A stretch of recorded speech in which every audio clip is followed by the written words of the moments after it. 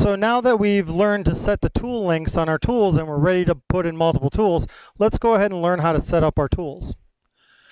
The first tool that I want to show you is a face mill.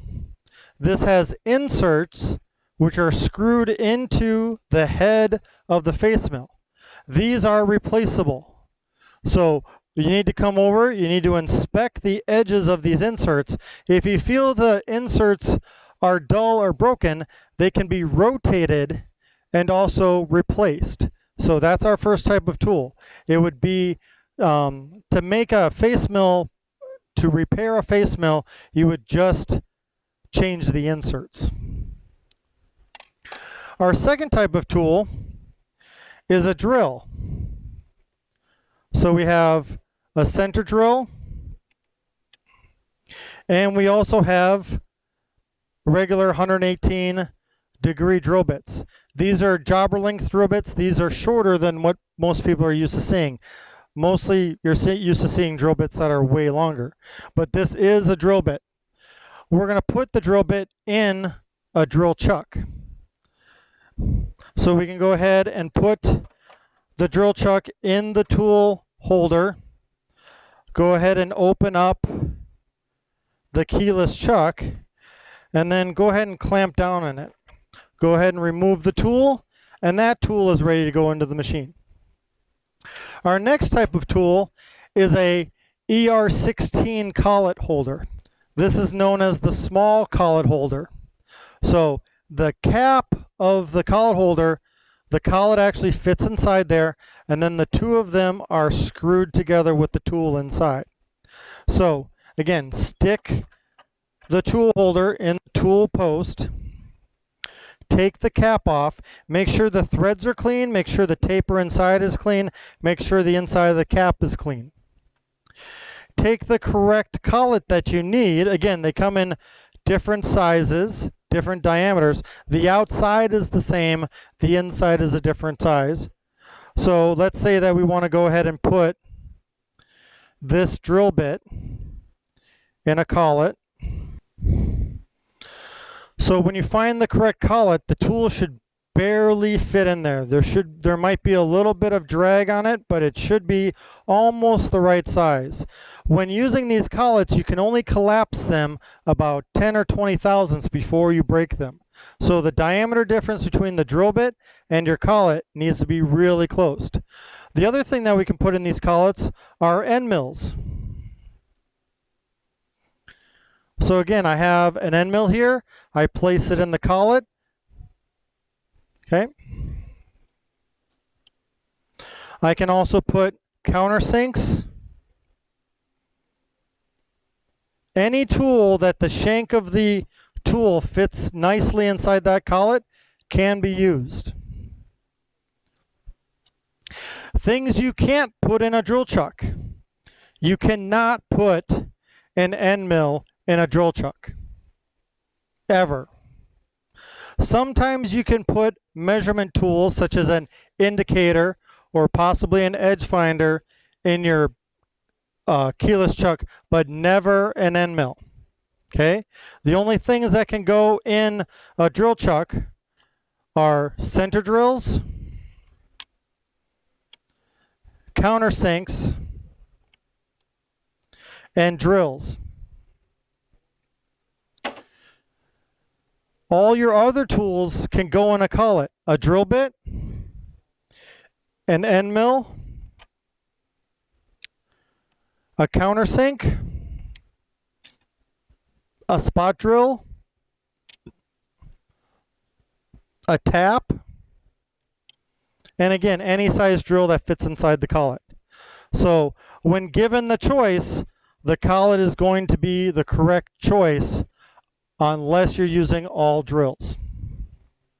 Now we can go ahead, and now that we found the right size collet, we're going to take the collet and we're going to slide it in crooked. Okay? It actually goes in at an angle and snaps in. Okay? So what I'm doing is I'm basically putting it in the cap, and then I'm twisting it until it flattens out. So you're going to put it in crooked and then straighten it up. Once the collet is in the nut of the collet holder, now you can go ahead and place it in the tool holder. Just screw it on to the end of the tool holder. And now go ahead and place your drill bit into the collet. Go ahead and tighten it by hand. But now we have to tighten it all the way. So we can go over the tools on the left side of the machine and grab our correct wrenches. This is for an ER32. We're going to talk about that next. This is for the ER16. Place the wrench on the end of the collet holder and just lightly snug it. Okay? The amount of force that you need to add is this amount of force. Okay, we're not going to extend this out. You don't have to be over here proving anything to anybody. Just go ahead and just snug it down. Okay, take the tool out of the tool post and set it aside. Our next type of tool holder is an ER32 holder. Our next type of tool holder is an ER32 holder. Again, it is the larger size of the two ER collets. Again, it looks like the same shape, but it's larger in diameter. It goes in the cap the same way. It goes in at an angle and then straightens out. Okay? And again, any sort of tool can go in here, from an end mill to a tap to a countersink to a counter bore, whatever you're using. Again, make sure the collet's clean. Make sure the inside of the cap is clean. If the inside of the cap isn't clean, just come over and get your air gun.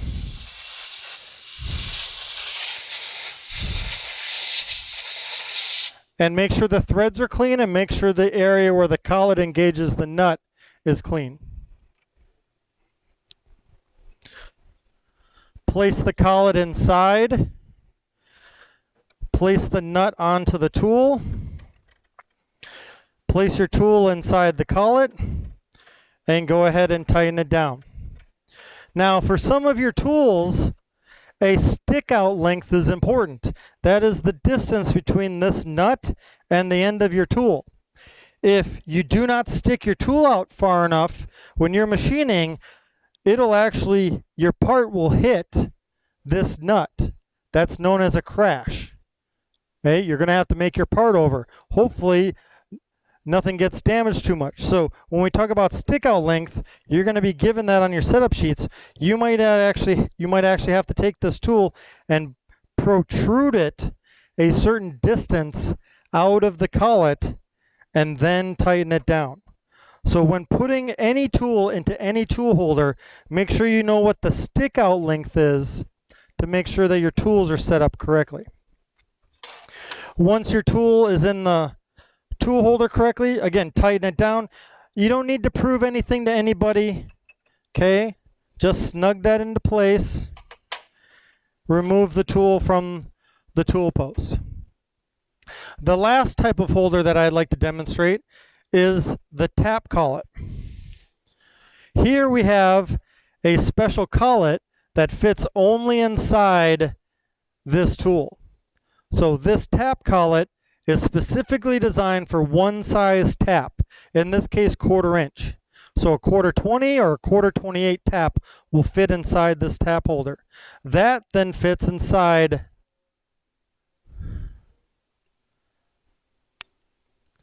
the quick change tap tool holder.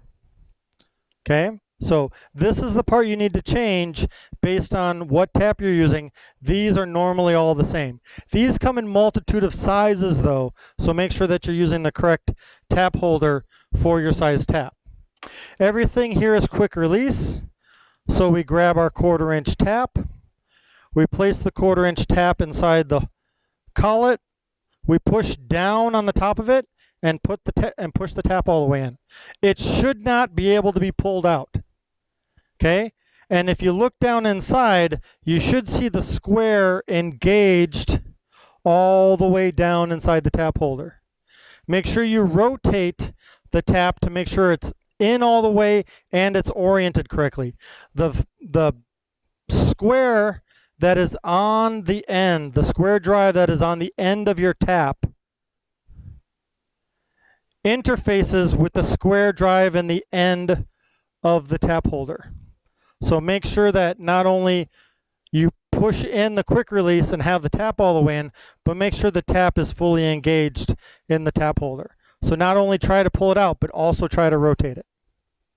Okay, if it's securely in your tap holder, now you can take the tool holder, place the collet inside, and again, everything is set up. So you just pull down on this to take the collet out. You push down on the center of the collet to get the tap out. Make sure you line the lugs. Okay, there's drive lugs just like you have on the spindle of the machine. Make sure those are lined up and that this collet is all the way in, and that you pull on it a little bit just to make sure that nothing's going to come loose. Okay, so in review, we have a face mill, which we changed the inserts on. We have a drill chuck, which allows us to place drills, center drills, and some measuring tools inside. We have an ER16 collet holder, which lets us hold on to smaller tools, or tools smaller in diameter than 3/8 of an inch. And then we have ER32, which allow us to hold tools up to about 3/4 of an inch. And then finally we have a tap holder, which along with a tap collet allows us to put taps into tool holders.